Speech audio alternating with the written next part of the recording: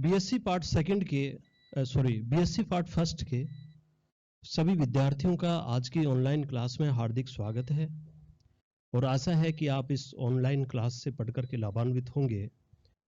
जैसा कि आपने देखा कि जो पिछली जो ऑनलाइन क्लास थी दीपावली की छुट्टियों से पहले, वहां पर अपन ने ऑर्गेनिक केमिस्ट्री के अंदर यूनिट फर्स्ट में अपन पढ़ रहे थे इंटरमीडिएट स्पीसीज, और इंटरमीडिएट स्पीसीज के अंदर वहां पर अपन ने पढ़ा था कार्बोकैटाइन। तो कार्बोकैटाइन की अपन बात करें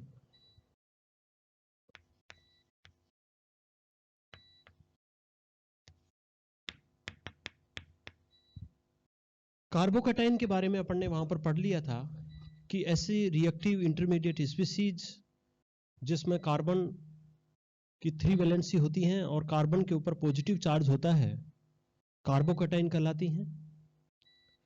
और इसके अलावा अपन ने ये देखा था कि जो कार्बोकैटाइन्स होते हैं उनकी क्या क्या साइलेंट फीचर्स होते हैं, क्या क्या जनरल फीचर्स होते हैं, जनरल प्रॉपर्टीज होती हैं।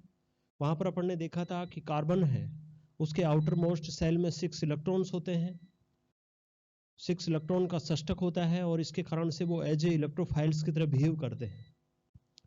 दूसरा अपन ने पढ़ा था कि कार्बन की ट्राइवैलेंसी होती है।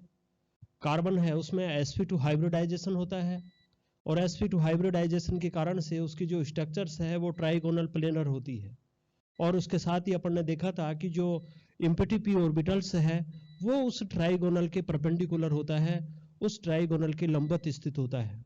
ये सारी चीजें अपन ने पिछली क्लास में देखा था कि किस तरीके से कार्बोकैटाइन होता है और किस तरीके से उसकी स्ट्रक्चर्स होती है और उसमें हाइब्रिडाइजेशन होता है।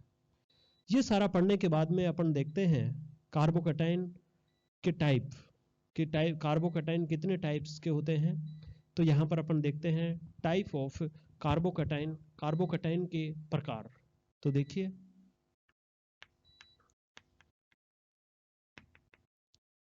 यहाँ पर आप इसको जो देखो कार्बोकैटाइन्स हैं वो कई होते हैं, जैसे allyl carbocation, benzyl carbocation, 1 degree, 2 degree, 3 degree, miscellaneous carbocation, non classical कार्बोकैटाइन्स।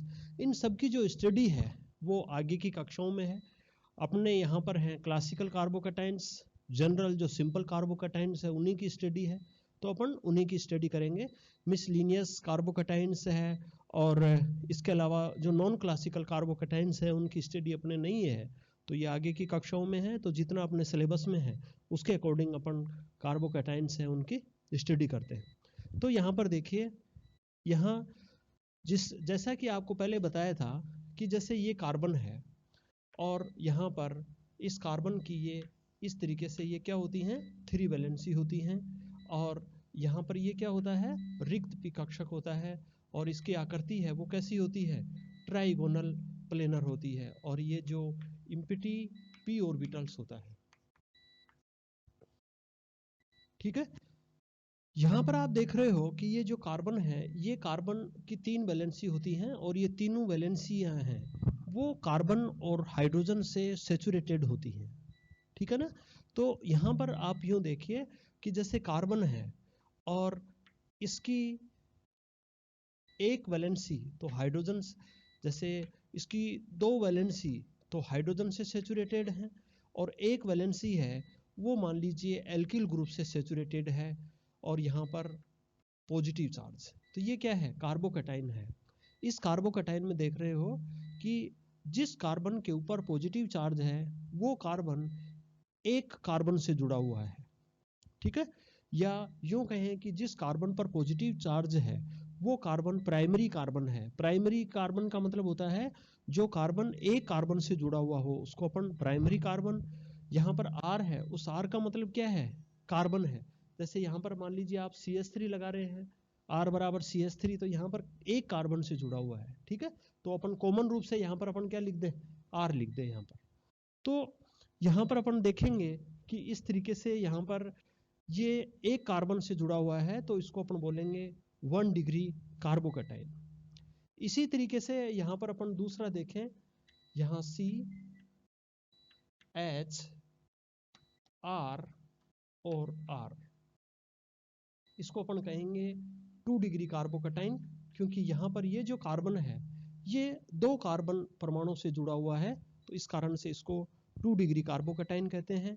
और यहाँ पर देखिए R, C, R और ये R और ये पॉजिटिव चार्ज, इसको अपन बोलते हैं 3 डिग्री या टर्सरी कार्बोकैटायन। ठीक है, तो यहाँ पर अपन ये देखते हैं कि जिस कार्बन के ऊपर पॉजिटिव चार्ज होता है वह कार्बन कितने अन्य कार्बन एटम से जुड़ा हुआ है। तो यहाँ पर यदि वो एक कार्बन एटम से जुड़ा हुआ होता है तो उसको अपन प्राइमरी कार्बोकैटायन कहते हैं। यदि 2 कार्बन एटम से जुड़ा हुआ होता है तो उसको अपन सेकेंडरी कार्बोकैटायन कहते हैं। और यदि 3 कार्बन एटम से जुड़ा हुआ होता है तो उनको अपन टर्सरी या 3 डिग्री कार्बोकैटायन कहते हैं। ठीक है, इसके अलावा जैसे बेंजिल और एलिल है वो अपन स्टडी के दौरान पढ़ेंगे, परंतु जो क्लासिकल कार्बोकैटायन है उसमें ये 3 टाइप्स के कार्बोकैटायन हैं, 1 डिग्री, 2 डिग्री और 3 डिग्री। तो आगे अपने को ये आइडेंटिफाई करना आना चाहिए कि कौन सा कार्बोकैटायन 1 डिग्री है, कौन सा कार्बोकैटायन 2 डिग्री है और कौन सा कार्बोकैटायन है वो 3 डिग्री है। ठीक है, तो इस तरीके से आप टाइप ऑफ कार्बोकैटायन्स हैं वो इस तरीके से अपन समझ सकते हैं। उसके बाद में देखिए कार्बोकैटायन के टाइप के बाद में अपन देखते हैं स्टेबिलिटी ऑफ कार्बोकैटायन्स। तो इसके अंदर देखिए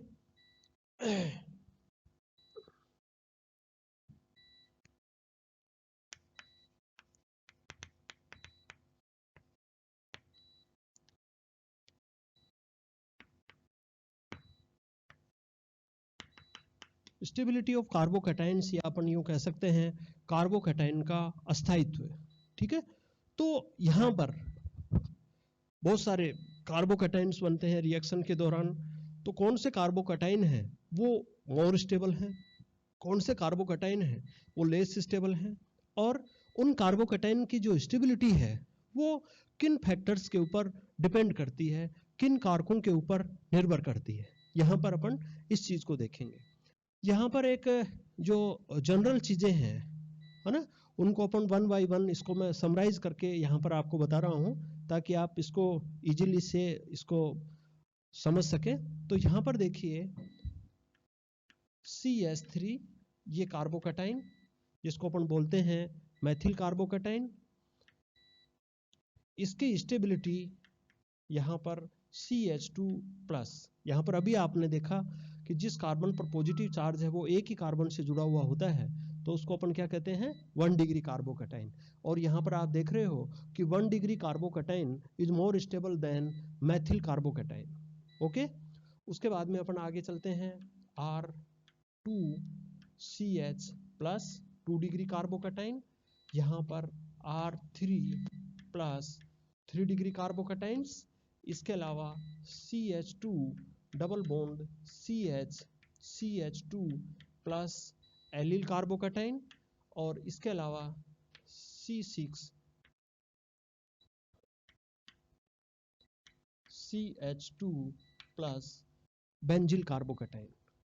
ठीक है, ये जो ऑर्डर है ये इनकी स्टेबिलिटी का ऑर्डर है। इधर से इधर जाने पर इनकी स्टेबिलिटी है वो बढ़ती है। ठीक है, तो आप मैथिल कार्बोकैटायन से बेंजिल कार्बोकैटायन की ओर जाएंगे तो इनकी स्टेबिलिटी का ऑर्डर बढ़ता जा रहा है, मतलब ये सबसे ज्यादा स्टेबल है और इसका मतलब ये सबसे कम क्या है स्टेबल है। इसका अस्थायित्व सबसे कम होता है और इसका अस्थायित्व है वो सबसे ज्यादा होता है। ठीक है, यहाँ पर आप देख रहे हो इनके स्टेबिलिटी का ऑर्डर आप देख रहे हो, उस स्टेबिलिटी का ऑर्डर है। उसके साथ साथ अपन इन चीज का भी स्टडी करनी पड़ेगी कि ये जो स्टेबिलिटी है ये किन फैक्टर्स के द्वारा प्रभावित होती है, ऐसे कौन से कारक हैं जो इनकी स्टेबिलिटी के लिए जिम्मेदार होते हैं, जिन कारकों के कारण से कुछ जो कार्बोकैटायन्स हैं उनकी स्टेबिलिटी ज़्यादा होती है और कुछ कार्बोकैटायन्स हैं उनकी जो स्टेबिलिटी है वो कम होती है। तो इसके साथ साथ यहाँ पर आप देखिए इसको मैं मिनिमाइज करके लिखें तो आप यूँ समझिए कि ये का मतलब क्या है कि मैथिल कार्बोकैटायन से लेकर के टर्सरी कार्बोकैटायन तक। और यहाँ पर अपन ये पढ़ रहे हैं ये वाला एलिल कार्बोकैटायन और बेंजिल कार्बोकैटायन। तो इनकी जो व्याख्या है, इनकी जो स्टेबिलिटी का एक्सप्लेनेशन है वो दो फैक्टर्स के द्वारा दिया जाता है, एक इंडक्टिव फैक्ट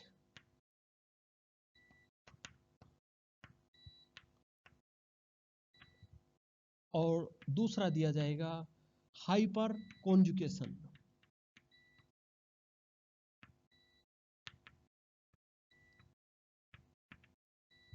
इंडक्टिव इफेक्ट, प्रेरणिक प्रभाव, हाइपर कॉन्जुगेशन, अतिसंयुग्मन प्रभाव। ठीक है, तो इनकी जो स्थायित्व का व्याख्या है वो अपन इंडक्टिव इफेक्ट के द्वारा करेंगे और किसके द्वारा करेंगे, हाइपर कॉन्जुगेशन के आधार पर करेंगे। तो अपन एक एक प्रभाव लेंगे, इंडक्टिव इफेक्ट के आधार पर किस तरीके से व्याख्या करते हैं और हाइपर कॉन्जुगेशन के आधार पर इनकी स्टेबिलिटी की किस तरीके से व्याख्या करते हैं। ठीक है, इसके बाद में देखिए ये दूसरा पोर्शन है जिसमें कौन कौन से कार्बोकटाइन आ रहे हैं, एलिल कार्बोकटाइन आ रहे हैं और कौन से कार्बोकटाइन आ रहे हैं, बेंजिल कार्बोकटाइन आ रहे हैं। तो इनकी व्याख्या है वो अपन करते हैं संयुग्मन प्रभाव, या अपन इसको यूं लिख सकते हैं रेजोनेंस, अनुनाद।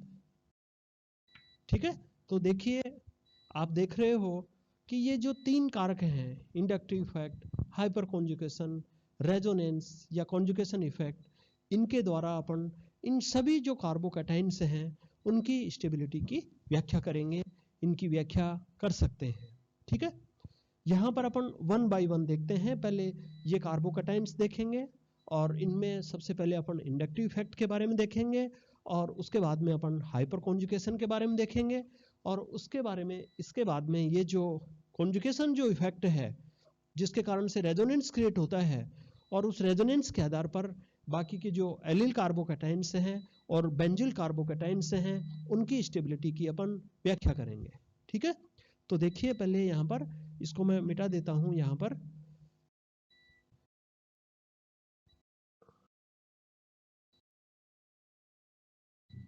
ठीक है, यहाँ पर सबसे पहले देखिए आप इंडक्टिव इफेक्ट।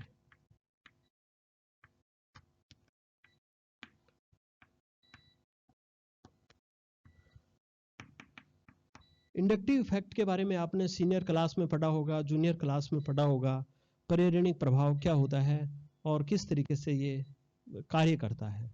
यहाँ पर आपने, मैं अब इसमें नहीं जा करके आपको बता रहा हूँ कि इंडक्टिव इफेक्ट है वो टू टाइप से होता है और टू टाइप से होगा तो जैसे फर्स्ट है जिसमें इलेक्ट्रॉन दिए जाते हैं उनको अपन बोलते हैं प्लस आई इफेक्ट, और जिसके द्वारा इलेक्ट्रॉन्स लिए जाते हैं उसको अपन बोलते हैं माइनस आई इफेक्ट। तो यहाँ पर आप देख रहे हो कि प्लस आई इंडक्टिव इफेक्ट है और उसके साथ साथ क्या है, माइनस आई इंडक्टिव इफेक्ट है। तो जब किसी कार्बन श्रृंखला में कोई भी इलेक्ट्रोनेगेटिव एटम है वो उस कार्बन श्रृंखला से इलेक्ट्रॉन खींचता है तो उस प्रभाव को अपन क्या कहते हैं, माइनस आई इफेक्ट। और जब कोई ऐसा सब्स्टिट्यूट है या ऐसा कोई एटम्स है जो कार्बन श्रृंखला में इलेक्ट्रॉन देता है तो उसको अपन क्या कहते हैं, प्लस आई इफेक्ट। आप इसको अभी इतना ही समझिए कि प्लस आई इफेक्ट में कार्बन श्रृंखला है या जिससे भी वो कोई सब्स्टिट्यूट जुड़ा हुआ है वो उसमें इलेक्ट्रॉन देता है और उस कार्बन श्रृंखला में इलेक्ट्रॉन डेंसिटी को बढ़ा देता है, उसको अपन प्लस आई इफेक्ट बोलते हैं। और माइनस आई इफेक्ट के अंदर कोई ऐसा एटम हो या ऐसा कोई सब्स्टिट्यूट हो जो कार्बन श्रृंखला से इलेक्ट्रॉन है वो अपनी ओर अट्रैक्ट करता है, जिसके कारण से कार्बन श्रृंखला में या किसी भी रिंग के अंदर, साइक्लिक सिस्टम के अंदर यदि इलेक्ट्रॉन डेंसिटी है वो कम हो जाती है, इलेक्ट्रॉन डेफिशिएंसी क्रिएट होती है, तो उसको अपन बोलते हैं प्लस आई इफेक्ट। ठीक है, यहाँ पर देखिए आप अपन पढ़ रहे हैं कार्बोकैटाइन की स्टेबिलिटी। कार्बोकैटाइन की स्टेबिलिटी के अंदर आप यूं देखेंगे कि इंडक्टिव इफेक्ट के द्वारा अपन प्राइमरी कार्बोकैटाइन, सेकेंडरी कार्बोकैटाइन और टर्सरी कार्बोकैटाइन और मेथिल कार्बोकैटाइन को अपन एक्सप्लेन करेंगे। तो यहाँ पर आप यूं देखिए जैसे CH3 प्लस है ना, यहाँ पर R, ये RCH2 प्लस, यहाँ RCHR प्लस और RCRR प्लस। ठीक है, यहाँ पर आप देखिए कि जो एल्किल समूह होता है उसका आप जानते हो कि एल्किल समूह का प्लस आई इंडक्टिव इफेक्ट होता है। ठीक है, और इसका R है, R का कैसा इफेक्ट होता है, प्लस आई इफेक्ट होता है, और प्लस आई इफेक्ट में इलेक्ट्रॉन्स है वो क्या किए जाते हैं, दिए जाते हैं। तो आप यहां पर देखिए इस प्राइमरी कार्बोकैटाइंस को और फोकस कीजिए, आप प्राइमरी कार्बोकैटाइंस को देखिए। प्राइमरी कार्बोकैटाइन है उसमें ये एल्किल ग्रुप है, ओके। इस एल्किल ग्रुप का प्लस आई इफेक्ट है, ठीक है। और प्लस आई इफेक्ट के द्वारा मैंने अभी आपको बताया, प्लस आई इफेक्ट के द्वारा क्या होता है, कार्बन श्रृंखला में इलेक्ट्रॉन दिए जाते हैं, ठीक है। तो यहां पर ये जो आर है ये कार्बन श्रृंखला में इलेक्ट्रॉन डेंसिटी को इंक्रीज कर रहा है, बढ़ा रहा है। यहां पर ये देखिए, इस कार्बन को देखिए आप, इस कार्बन है, इस कार्बन पर कैसा चार्ज है, पॉजिटिव चार्ज है। और मैंने इसकी जो प्रॉपर्टी है, जनरल प्रॉपर्टी है, वहां पर एक्सप्लेन किया था कि जिस कार्बन पर पॉजिटिव चार्ज होता है कार्बोकैटाइन में, उसके पास में 6 इलेक्ट्रॉन्स होते हैं, ठीक है। और ऑक्टेट रूल के अनुसार इलेक्ट्रॉन्स हैं वो कितने होने चाहिए, 8 इलेक्ट्रॉन, और इसके पास में कितने इलेक्ट्रॉन हैं, 6 इलेक्ट्रॉन। तो आप देख रहे हो यहाँ पर कि इसके पास में 2 इलेक्ट्रॉन्स की कमी है, या इसको अपन जनरली कहें कि ये एक इलेक्ट्रॉन डेफिशिएंट है, एटम है। इसके पास में इलेक्ट्रॉन्स की क्या है, कमी है, और कमी है तभी इसके कारण इसके ऊपर कैसा चार्ज आया है, पॉजिटिव चार्ज आया है, ठीक है ना। तो जिसके पास में इलेक्ट्रॉन्स की कमी है और यदि उसको इलेक्ट्रॉन दे दे तो उसकी कमी की क्षतिपूर्ति हो जाती है, उसका जो पॉजिटिव चार्ज है वो न्यूट्रल हो जाता है। और जब पॉजिटिव चार्ज न्यूट्रल होता है, जब किसी कार्बन पर इलेक्ट्रॉन्स की कमी की पूर्ति हो रही है, तो कार्बोकैटाइन जो स्पीशीज है उसकी स्टेबिलिटी है वो क्या हो जाती है, बढ़ जाती है। आप इसको यूं ही समझिए, जैसे मान लीजिए कोई भूखा आदमी है और उस भूखे आदमी को अपन रोटी दे दें तो वो सेटिस्फाई होता है, और सेटिस्फाई होगा तो अपन यूं कहेंगे कि उसकी स्टेबिलिटी है वो क्या हो जाती है, बढ़ जाती है। तो यहां पर ये जो कार्बन है ये काहे से भूखा है, इलेक्ट्रॉन से। इसके पास में किसकी कमी है, इलेक्ट्रॉन्स की कमी है, और इलेक्ट्रॉन्स की कमी है तो यहाँ पर ये जो एल्किल ग्रुप है वो इलेक्ट्रॉन डोनेट कर रहा है, इलेक्ट्रॉन दे रहा है। तो इस कार्बन पर जो पॉजिटिव चार्ज है, जो इलेक्ट्रॉन की कमी है वो पूरी हो रही है, उस कमी की क्षतिपूर्ति हो रही है। वो पॉजिटिव चार्ज है वो कंपनसेट हो रहा है, किसके द्वारा, इलेक्ट्रॉन देने के कारण से। तो यहाँ पर इसकी स्टेबिलिटी है वो क्या हो जाएगी, बढ़ जाएगी। समझ रहे हो ये चीज। यहां पर आप आगे चलिए सेकेंडरी कार्बोकैटाइन में। सेकेंडरी कार्बोकैटाइन में आप देख रहे हो कि यहां पर कितने एल्किल समूह थे, एक एल्किल समूह है। सेकेंडरी कार्बोकैटाइन में कितने एल्किल समूह हैं, 2 एल्किल समूह हैं। तो 2 एल्किल समूह हैं, तो ये देखिए 2 एल्किल समूह, ठीक है। यहां पर 2 एल्किल समूह हैं, तो 2 एल्किल समूह के द्वारा इलेक्ट्रॉन ज्यादा दिए जाएंगे। यहां पर कितना एल्किल समूह था, एक, तो एक के द्वारा कम, 2 के द्वारा क्या होगा, ज्यादा दिया जाएगा। ज्यादा दिया जाएगा तो पॉजिटिव चार्ज उतना ही ज्यादा न्यूट्रल होगा, ठीक है। यहां पर टर्सरी कार्बोकैटाइन में देखिए, टर्सरी कार्बोकैटाइन में आप क्या देखोगे कि यहां पर एल्किल समूह कितने हैं, 3, तो तीनों का प्लस आई इफेक्ट लगेगा, और तीनों का प्लस आई इफेक्ट लगेगा तो यहां पर इलेक्ट्रॉन और भी ज्यादा दिए जाएंगे, और भी ज्यादा दिए जाएंगे। तो ये पॉजिटिव चार्ज उतना ही ज्यादा न्यूट्रल होगा, और पॉजिटिव चार्ज है वो उतना ही कम होगा, ठीक है। इसको अपन एक लाइन में कहते हैं कि ऐसा कोई भी प्रभाव, ऐसा कोई भी इफेक्ट जो कार्बोकैटाइन पर इलेक्ट्रॉन की कमी को पूर्ति करता है वो कार्बोकैटाइन की स्टेबिलिटी को बढ़ाता है। एक बार और सुनिए, ऐसा कोई भी सब्स्टिट्यूट, ऐसा कोई भी एटम जो कार्बोकैटाइन में पॉजिटिव चार्ज को जितना ज्यादा कम करता है, या पॉजिटिव चार्ज है उसको जितना ज्यादा न्यूट्रल करता है, वो कार्बोकैटाइन की उतनी ही स्टेबिलिटी को बढ़ाता है। तो यहां पर ये ज्यादा न्यूट्रल करेगा, या ये 2 ज्यादा न्यूट्रल करेंगे, या ये 3 ज्यादा न्यूट्रल करेंगे। पॉजिटिव चार्ज को ज्यादा उदासीन कौन करेगा, 3 करेंगे। 3 क्यों करेंगे, क्योंकि 3 प्लस आई इफेक्ट लगेंगे। 3 एल्किल समूह हैं जो इलेक्ट्रॉन डोनेशन का काम कर रहे हैं, यहां पर 2 एल्किल समूह हैं जो इलेक्ट्रॉन डोनेशन का करेंगे। यहां पर कितना है, एक ही है, और यहां पर क्या है, कुछ भी नहीं है, ठीक है। तो कुछ भी नहीं है, तो यहां पर आप देखेंगे कि इसकी स्टेबिलिटी है वो तो क्या होगी, सबसे कम। यहां पर एक है तो इसकी तुलना में इसकी ज्यादा। यहां पर कितने हैं, 2 एल्किल समूह हैं, तो प्राइमरी कार्बोकैटायन से ये क्या होगा, ज्यादा। और यहां पर 3 एल्किल समूह हैं, तो इसकी स्टेबिलिटी है वो क्या होगी, सबसे ज्यादा होगी। तो आप यूं कह सकते हैं कि इधर से इधर जाने पर क्या बढ़ रहे हैं, नंबर ऑफ एल्किल ग्रुप।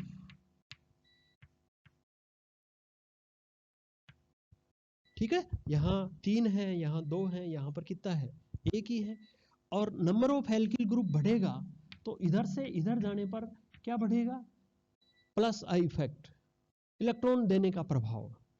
और इलेक्ट्रॉन देने का प्रभाव बढ़ेगा तो इधर से इधर जाने पर इनकी क्या बढ़ेगी, स्टेबिलिटी बढ़ेगी। ठीक है, तो ये इस तरीके से बात है।